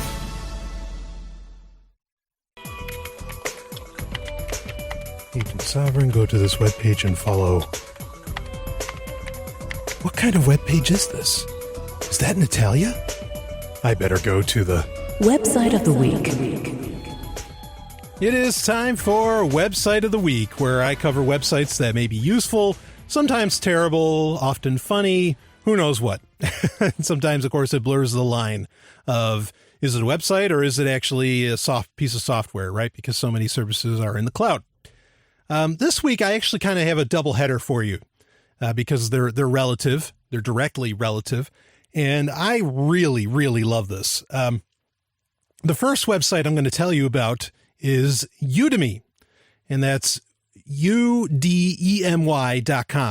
And it's essentially an online academy that offers a ton of courses, online courses for web development, coding. I mean, just all kinds of things that are really, really just fascinating. A lot of courses on photography, courses on, software development, math courses, science courses, all, just about anything you can imagine. The whole segment's list here: crafts and hobbies, music, sports, the humanities, languages, education, business. I mean, it's got it all.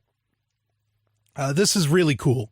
And these courses are top notch. I've actually ordered some of these courses and have checked them out. They are phenomenal. There's video, there's text, the whole thing. You are when you take a course from Udemy, you're going to walk away, a significantly more knowledgeable person. Okay. And especially in what you're trying to do. So I love it. I think it's really cool. It's not free. You do have to pay for these. Okay. At Udemy, but I haven't really found, Khan Academy's good. And like, Open Course MIT, Open Courseware. Is that what it is? Open Courseware. Those are great, and they offer relatively similar. And if what you're trying to learn about is there, please go ahead and go there. Okay. But Udemy is really creating a nice niche in this online learning business. And it's able to do it in a lot of ways because now a lot of companies like Google and others are saying, we don't care if you have a college degree or not. We just want to see how you think. We want to see if you have the knowledge and if you have, the creative process. And this is where Udemy can come in. There's even, there's entrepreneurial opportunities here that are mind-boggling. They have courses on how to develop games for iOS and Android. Oh, that's huge. Here, just to make apps, not even just games, but make apps, you're guaranteed. If you have a great idea for a game, rock and roll, get it out there, sell it for $1. You can so easily make, I think, hundreds of thousands of dollars doing that. If you make something that's actually, worth it, or you can get ad funding through it, however it works out for you. It's a viable entrepreneurial venture, in my opinion. But like so many things, what's the old rule of business? You got to have money to make money, right? Well, this is kind of the nice thing about the internet, is that sometimes you don't have to have that much money. And so the second website I want to tell you about is Stacksocial.com. Okay, Stack is STACK, social.com. And what they're kind of like a humble bundle. Okay, which is a great way to get games, by the way. They take Bitcoin. Stacksocial doesn't, but Humble Bundle does. Stacksocial will bundle courses in a theme, actually. I grabbed a great code bundle that had a lot of good HTML5 stuff in it. And you can purchase that. Sometimes I think like the bundle I bought was maybe $15, and it was worth $1,000. If I paid full price on Udemy for all those courses, it would have cost me $1,000. Okay. So you can get this world-class education for practically nothing. Okay. You don't have to pay the full price that's on Udemy. So that's why I wanted to do the double header to let you know about Stacksocial. And just like Humble Bundle, they have new bundles every week that you can check out. I learned about it actually through lifehacker.com. They will highlight often what the new bundles are if it's something that's really useful. But you can check out both sites. And I think this is great. People are taking control of their education. And we talked about it earlier in the show. Remember, everything is broken? We need better coders. We need people with the knowledge. Not everybody has to know how all this shit works, but even a cursory knowledge that you could take the time to learn would be, phenomenal. There's a statistic out there that said if you read an hour a day, that in 7 years on whatever subject you read an hour a day about, you would have a literal international world-class education on. An hour a day. Develop your brain. It's easily one of the best things you can do. You know, mind and body. Work on those and you'll find freedom all over the place. Okay, so check it out. Udemy.com and Stacksocial.com. Hey everybody, it's Stephanie. I am the Sovryn Tech producer, but did you know I am also a voiceover artist? Yes, it's true. I make audiobooks, commercials for your business. I narrate explainer videos. Pretty much any audio project that you can think of, I'm probably willing to work on it, or I have worked on it in the past. And if you want to hear some samples of my previous work, or you want to find out a little bit more about what I do, then I encourage you to check out my voiceover website, which is smvoice.info, smvoice.info. Now back to Sovryn Tech. Who knew you could ride a bike so well? I don't know if I can get us away from that helicopter. Don't you have a gun? Oh, there's never a need for lethal force. I'll handle this.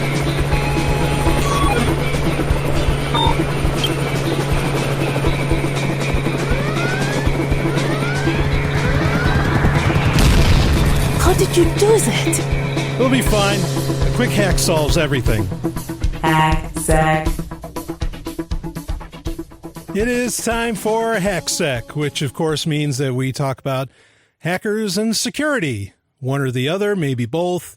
Take your pick. It is the section of the show exclusively detailed to that, or, set for that. But of course, we can talk about it throughout the entire show if we wanted, with no problem whatsoever. So, this week is... Does anything shock anybody anymore as far as, security leaks in software, in the software world, in the computer world? In fact, real quick, before I start reading the story, we're going to talk about black shades.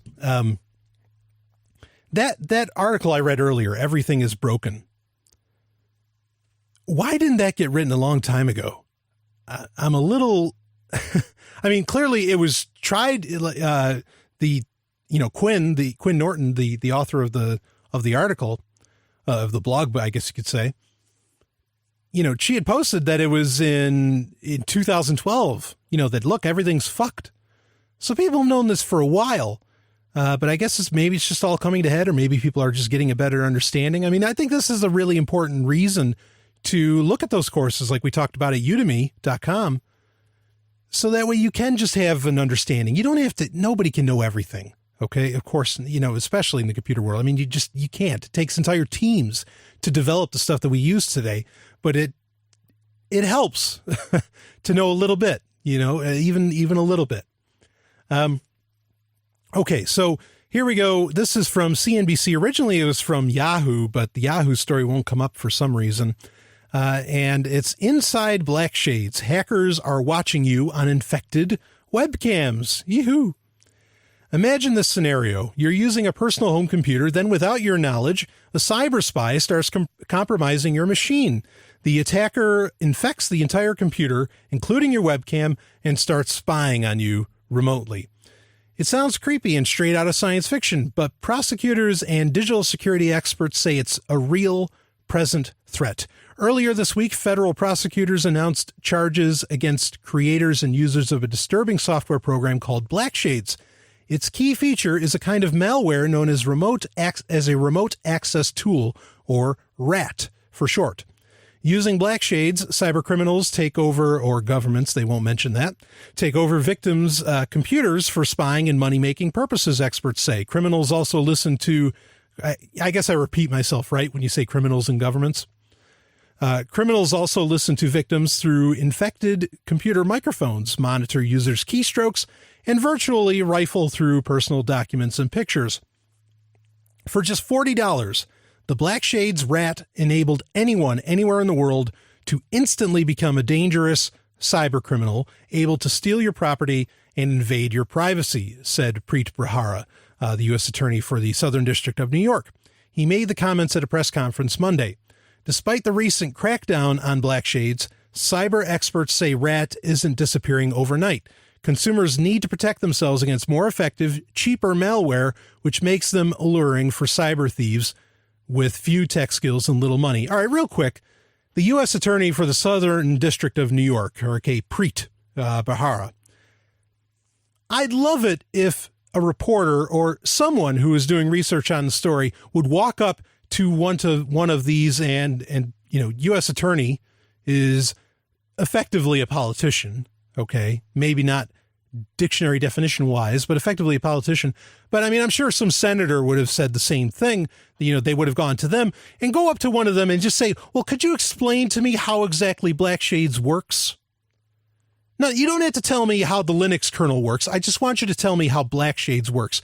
And then just watch their tongue roll out of their mouth and their jaw drop and just maybe flap a little because they have no fucking clue. They don't know. And they're legislating on this shit, and they have no idea how any of it works. Do you ever think about that? You vote, not you. I mean, most of my audience are anarchists, but, the everyday person votes for these people to be in there to protect them, to give them security, which is I'm not even going to get started there. And what do you expect? Today, more than ever, maybe you should be, maybe some of the politicians you should be voting for if you want that system should be, Richard Stallman. Someone that actually has an understanding of how this stuff works, instead of somebody who's just like, oh, this is terrible. We must react. But anyway, I'll move on here. According to Behara, Blackshades was sold in more than 100 countries and infected more than 500,000 computers worldwide. Perhaps most disturbing, and taking the meaning of spyware to a new and more personal level, Blackshades even gave users the ability to activate a computer's camera to spy on a person, said Behara. One Blackshades victim, who initially came to light last year, was Miss Teen USA Cassidy Wolf. According to prosecutors, her attacker allegedly infected her computer with Blackshades to capture Wolf in her most personal moments, according to law enforcement. Oh boy, what were those personal moments? But versions of Blackshades like malware only are proliferating despite crackdowns. Crapdowns, yeah, they might as well be crapdowns. There are already multiple versions of the malware, very similar to Blackshades. Other developers will fill the hole. And I'm going to skip ahead a little bit. Kajawa of Malwarebytes has Malwarebytes, by the way, if you use a Windows machine, is a really, really great malware detection software and cleanup. Has extensively analyzed Blackshades and says the malware primarily is used by young hackers who lack advanced technical skills. But that's not to say big players don't turn to Blackshades. The Syrian government used Blackshades to spy on political dissidents, according to both Kajawa and Martin, a charge that government has denied. And businesses, presumably with firewalls for data protection, are not immune to this new generation of malware. We've seen an uptick in these remote access tools for rats being used to target business, including Fortune 100 companies, Martin said, and the attackers are nation states. We'll move on a little bit. Let's see. They give some solutions perhaps here. Okay. Again, you don't have to be a corporation to fall prey to a Blackshades attack. Here are some signs you may be infected with Blackshades or a similar kind of malware, according to the FBI. Your mouse cursor moves without your use. The webcam light goes on while it is not in use. The FBI can actually activate it without the webcam light turning on. Your monitor suddenly turns off while you are using the computer. Your username and passwords for online accounts are compromised, or chat windows unexpectedly appear on your screen. How to protect yourself? Well, to prevent such malware from being installed on your computer, experts say to avoid clicking on emails with unknown links or attachments. Also, take time to install operating system updates and antivirus and anti-malware software. Kajawa said that most antivirus and anti-malware will detect Blackshades. And to stop cybercriminals for seeing your personal moments, experts suggest turning your computer off when not in use and put black tape over your webcam. Okay, not terrible suggestions, quite frankly. Not bad at all. Of course, turning your computer off, I think eventually it's going to get to the point where that's not really possible to even do. Everything just goes into sleep mode, and that allows for this sort of thing. Also, you have the problem of where a lot of Intel processors and AMD processors just started doing it too, where they can do wake on LAN, or wake on Wi-Fi, where these systems can just be told to wake up even if they're plugged in. Don't let that one sink in too much, because you'll end up you'll go run into the woods. The part that they're missing here, the real way to protect yourself from all of this, is they're missing the elephant in the room. And that's organizations, governments, and organizations within them like the NSA. Heartbleed, some people theorize, the NSA knew about Heartbleed for 2 years, and they didn't say anything. A lot of these governments, a lot of these organizations, yes, there's bad actors, crackers, not hackers, crackers out there that are, that take advantage of 0-day things, or that take advantage of malware, etc. Okay? But governments, they keep this stuff for their own purposes. They don't tell anybody for their own purposes. Okay? And this is a serious problem. The surveillance state allows for all of these insecurities in these systems. Yes, we need to code better. There's no question about that. Okay? But really, it's true that all these backdoors and all this stuff are creating the security issues that are not just getting exploited, even if you supported what the NSA and the FBI and the CIA does. You are actually working antithetically to the idea of security by having backdoors built in, by not revealing 0 days, by not working with these companies. You are actually supporting people, bad actors that can get into your computer, that can get into your software and get into your digital life. You have to lock all this stuff down. Anonymity is security for everyone. That's the part that people miss. Yes, fine, it would secure the quote-unquote terrorists too, but it also closes off 90% of their abilities to get the info that they need to do their quote-unquote terror, if it's even true. If their terror is even real. This is what everybody misses. It's these wide openings that allow for, that the NSA wants, that they put in. Look what might have happened with TrueCrypt. These are the things that create the insecurity. The conversation being had in the mainstream media is disgusting, because it's totally missing the point. No one's out there saying, hey, you know what? This whole surveillance state system, it's keeping an eye on everybody, but it's actually allowing everybody to keep an eye on everybody, including people with malicious intent.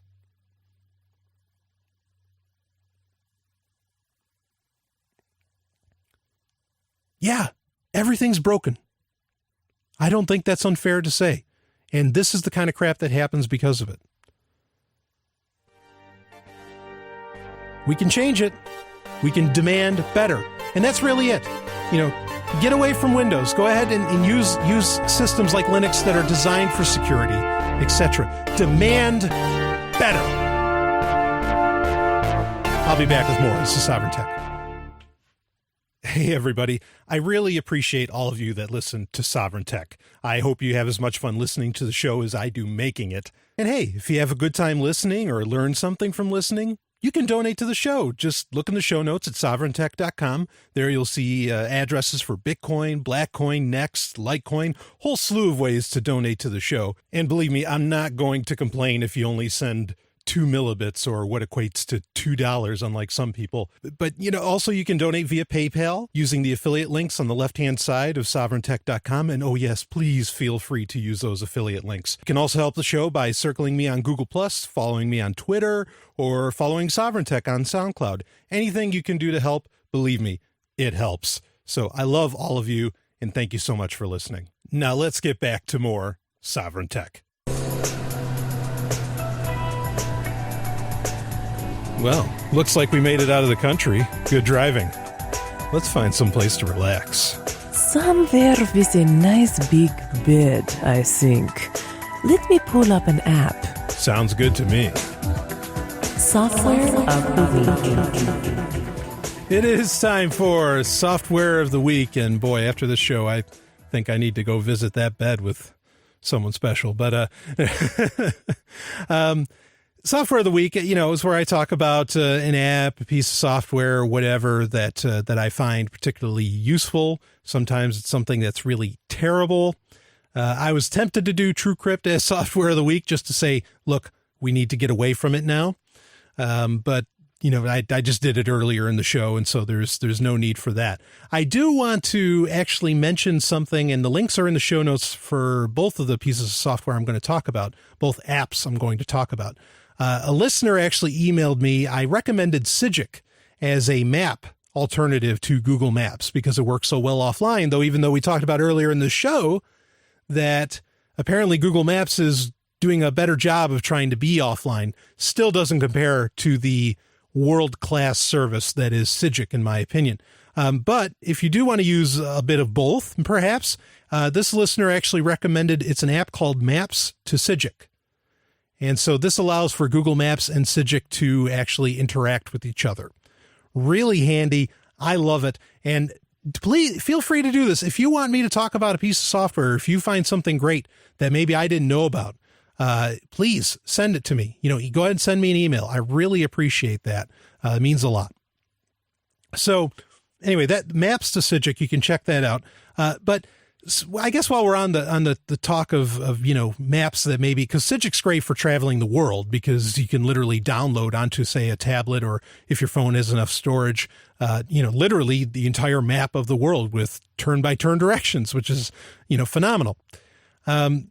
Here's something you might want, to complement that ability, and that is WordLens. Now, WordLens used to be a pay-for product, and it actually just got bought out by Google. Will the same thing happen to Sygic? Maybe, because these companies don't innovate anymore. They just buy out. They just acquire other companies that did the actual innovation. And so WordLens is totally free now, though, ever since Google bought it out. I don't know that it's going to get updated and make it integrated with Google Translate, which Google Translate works really well. Again, we're not talking about any security issues here. I'm sure someone out there saying, it's like, but with WordLens, you're taking a picture of a sign and then you're translating it, and that's letting the NSA know where you are. And all. Of course it is. But that's not what we're talking about. We're talking about something, that we can use right now. And WordLens, allows for that. And it does exactly what I just said, where you can essentially look at some things it has a hard time with, like if it's more of written in, like, say, a cursive or more of a script format, it doesn't read it that well, but it does a pretty good job. I've used it on occasion in the past, and it handles it, and it can do English to Russian, English to Spanish. It can do French. It can do Italian. It can do German. It can do Portuguese, and it's all free now. You used to have to pay for those language packs, but you can get it completely free. And so you could see, like, is there a sign that says, no smoking or something like that? Now, of course, most people make signs idiot-proof now to where they put a picture of what they're talking about on it. But in case they don't, you can hold up WordLens to it and see what it says. Or if you're trying to find a restaurant of a certain name or whatever. I mean, it's a useful thing. So check out WordLens. I really like it. Google Goggles, I think, kind of tried to do the same thing. It never got to the great point that WordLens did. And I think WordLens worked really well offline as well. Yeah. It doesn't require a network, which that's great.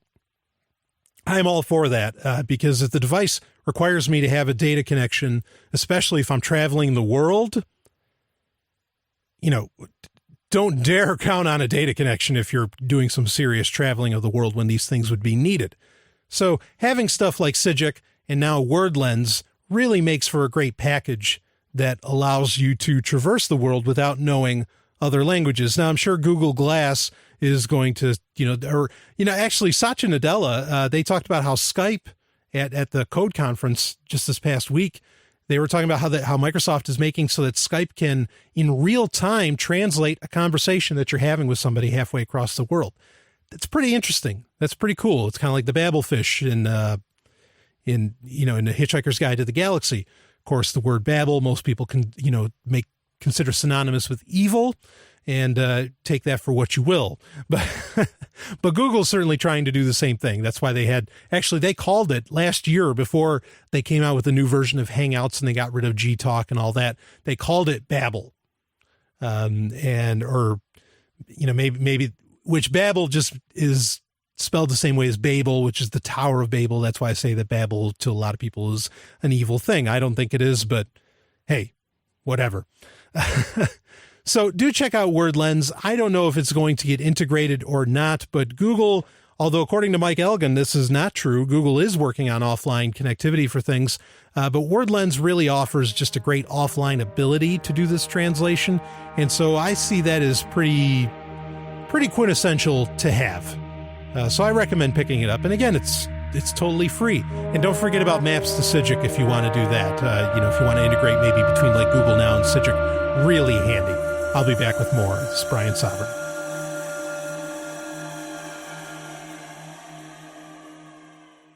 What does freedom mean? Tune in to LRN.FM to find out. LRN.FM is the Liberty Radio Network, a collection of live talk radio and podcasts, all coming from a principled pro-liberty perspective. LRN.FM show hosts aren't left, right, or conspiracy kooks. You can tune in 24/7 to LRN.FM via your phone, computer, satellite, and more. Listen free anytime at LRN.FM. That's LRN.FM.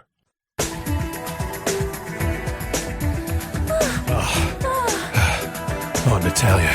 Oh, it feels so good. I'm so close. I know what you need. The climax. It is time for the climax in all its glory. The lovely and hyper-intelligent Dr. Stephanie Murphy, the producer of the show, she is laughing.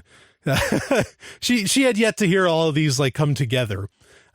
She did great, phenomenal voice work on them, and had great input. And she's just here laughing at the quality of the or at the the new intros. Anyway. The climax is where, it's essentially pick of the week. I just renamed it for fun. And it is where I talk about whatever the hell I want to talk about. And, it could be a topic. It could be a book. It could be a movie. It could be a TV show. Not that I expect it to be either of those, unless it's like something from way back. I'm not finding a whole lot of fun to talk about in modern entertainment. But this week it's a topic, and the topic is actually polyamory. And I mentioned on Twitter I think on Sunday on Twitter, I said, next week I'm going to talk about polyamory. Because I'm really feeling polyamory is kind of it's kind of a big deal in the liberty movement. Okay. In anarchist circles and liberty circles, you take your pick on whatever term you want to use. You know what I mean? There's a lot of free thought, a lot of free thinking that goes on, questioning the institutions that exist today. Of course, some groups don't question the institutions we have at all, other than, we don't like government, but, we still love the nuclear family. And polyamory is one of those things that a lot of people, want to take on and like, oh, this is great. I can have relationships with multiple men, multiple women, a combination, of all of that. And polyamory is essentially that. It's polyamory, multiple love. It's not polygamy. Okay. That's a totally different thing. Polyamory generally exists outside of marriage, but it's a catch-all term. It's a big tent term that could be used for, just meaning that you have relationships with more than one person. Now, the instantaneous arguments, of course, that always come out against polyamory in the idea that you have, say you have two girlfriends or you have two boyfriends or you have a boyfriend and a girlfriend. The instantaneous thing that comes out about that is that, oh, well, you're not really committed to anybody. You're only spending like 60% of the time with one person and 6%, 40% with the other, blah, blah, blah. That's of course, that's bullshit, because I don't think anyone would ever say that their love for their child, whether adopted or biological, that there is a greater love on planet Earth. There isn't. The person's love for their child, admittedly is the greatest that's out there. But somehow the greatest possible amount of love that you can have can actually be applied to multiple people. That is, you have more than one child. Now, people say, well, that's different. Well, no. Let's break it down. Is it more love or less love than you feel for your partner? For your girlfriend or boyfriend? And I think most people would say it's more. Yeah, but it's not like my dick's getting, or it's not like another dick's getting put in me or something like that. What is that? So what? Oh, I see. This is all about PIV and all that because love is all about that, right? Gotcha. Understood. No, it's just, look, I like to be a nice guy in general, but really like the opponents to polyamory, I mean, it's just, there's no argument that holds up. It's stupid. They're just bringing up that they may as well be Christians. Okay. Or they may as well be some kind of fundamentalist in some religion, whatever that may be. Stop. Now, flip side of that, is it somehow making, because their arguments are invalid, is it somehow making monogamy invalid? No, you can choose to be monogamous and that's fine. You can choose. That's the whole point, is you can take your pick. It doesn't matter. Do whatever you want. Okay. Have the relationship, as long as it's voluntary, of course, have the relationship that you wish. Okay. So I'm not knocking monogamy at all. Feel free. If you have a great monogamous relationship, and I know people that do, I am so happy for your happiness. I really am. It's important to me. Okay. That's love, is when, that's empathy, when you feel for the other person and you really, you experience joy in their joy and pain in their pain. And so I don't want to feel your pain. I want to feel your joy. So I am glad. Okay. Got that? I'm not knocking monogamy. So, but ironically, I am going to knock most of the people I've experienced in my life that practice polyamory. I've had, multiple relationships at the same time, since I was very young. I like to say I've known since I was 15. I was like, this doesn't make sense that I can only love one person. That just doesn't gel. And most people are serial monogamists anyway, right? Oh yeah, my heart belongs to you until we get divorced and then my heart belongs to somebody else. It's like, wait a minute. I thought you can only love one person that way. So, since I was about 15, I think I realized that. Since I was like 17, 18, around that, that area, late teens, that area, I was in love with a woman who was my age and then a woman who was in her 30s at the same time. Love is not a bathtub, it's an ocean, right? That's the great saying. So the interesting thing with a lot of this, though, is that a lot of people are practicing this, and there's kind of the joke that goes around that says, look, it's polyamory, not polyfuckery. Okay. And what that statement means is that a lot of people practice polyamory just as an excuse to go around and fuck a bunch of other people. It's not actually relationships. It's not actually like, it's not an expression of love per se, romantic love or relationship love or whatever. But here's the problem that I'm seeing. Now, women seem, for whatever reason, to be far more equipped, or to be more easily equipped to handle these sorts of things, where they can handle loving, other women, more people, pretty readily. It's not always true, but that seems to be far more possible. The real problem seems to be with men, where men can't seem to handle that, say, their girlfriend. And I'm only talking about this type of relationship right this second. I know there's, men and men, boyfriends having boyfriends, or, guys having boyfriends, etc. I'm not talking about that necessarily, though maybe that falls in the same purview. I just don't have any experience with that myself. Okay. Let's say your girlfriend gets with another guy. Okay. You're a guy. You have a girlfriend. She gets with another guy. You want to explore polyamory. What happens when that guy comes around? I bet you feel sick to your stomach. Like something's like not right when you know that this other guy is putting a dick inside of your girlfriend. as if somehow you own her vagina. Now, please, I'm not insulting you. I'm just saying that this is probably what most people feel. I don't feel that. I like to think I don't have any, quote unquote, jealous bone, but I'm in my body. Okay. But a lot of the guys I encounter seem to do so. And this is a real problem. Relationships. And again, we're talking about real polyamory, where not hookups. We're talking about real polyamory where another person loves another person and, their boyfriend, girlfriend, whatever term you want to use, partners, you pick it. And oftentimes it seems like the guys, one of two things will happen. Either one, and they're kind of related. One is they'll pretend they won't say anything that, that they'll pretend that you don't exist, essentially.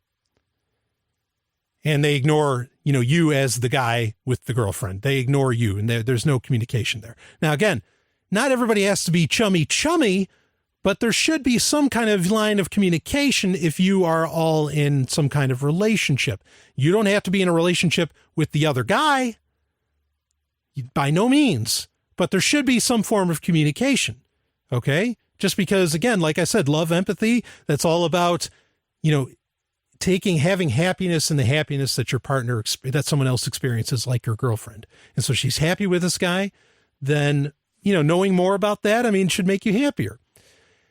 And so I feel like there's this overall, most guys they can't handle other dicks being in the room. That's the way I see it. That's how I see things. And a lot of couples will they'll do this, where they pretty much, they do a, don't ask, don't tell policy. Well, I won't, go ahead, you do whatever you want, just don't tell me about it. I can't handle hearing it. Or you go ahead and do whatever you want, just don't tell me, I can't handle hearing it. And if that doesn't raise a huge red flag on perhaps the emotional maturity of a person, it's like, yeah, go ahead. I can't deal with the idea of another dick being in you, or I can't deal with you putting it in another pussy. Am I the only one that sees a problem with that? But that seems to be how a lot of this goes. Or then it's just the simple fact of that there's no communication between the other partners in the spectrum of polyamory. And that, it takes all different types, right? But if people can't just even be semi-cordial with each other or something, it gets very, very strange. And so I can't help but feel I've very rarely seen the group, especially in liberty circles, anarchist circles, that is actually pulling off polyamory in what I see as a very healthy way. You don't have to please me as far as, my judgment on things, please. Okay. I'm not saying that, but I'm just saying as far as, overall, I'm not seeing it. And I don't get it because people will all read the same books. They'll all read The Ethical Slut. They'll all read all these great polyamorous books. And somehow they miss those chapters that talk about that. Hey, no, you got to communicate. You got to know what's going on. There was an article in, I think it was in Vice this week that was talking about how millennials are doing open relationships a lot. And one of the guys in it, and this guy was only 19 or 20, he came right out and said, yeah, he's like, if I have a woman over, she gets to meet my girlfriend and everybody gets to hang out. I like everybody to be friends. That's perfect. Someone's got it. Someone's got it right. But of course, that person's not in liberty circles. And I guess I kind of, part of me wonders, is that because libertarians have this, hard on for the idea of ownership of property? Ooh. Half joking there. But it's disconcerting because, we're really, Jeffrey Tucker wrote a great guide. In fact, I might do something kind of similar. I loved what he did. It was called Preparing for a World Without the State. Well, in preparing for a world where there isn't the monopoly use of force, aka governments, I think we need to get a pretty good understanding of empathy and love. We got to get out of this, oh, that's my woman, that's my man, all this stuff. It can be fun to say, but we got to get out of the mentality that that's really so. People can do whatever they wish to. Leave them be. Okay? We've got to get to that stage. And I think, if you want to choose monogamy, that's fine, but polyamory might be key to going that way. Maybe that's what we were designed to do, according to Sex at Dawn. Your thoughts, you can email me, sovereigntech@riseup.net. Carpe Lucem. I'll see you on the other side.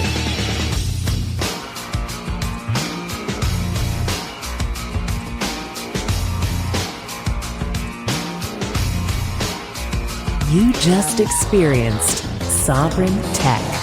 Go to sovereigntech.com, that's SOVRYN tech.com, and connect with us there.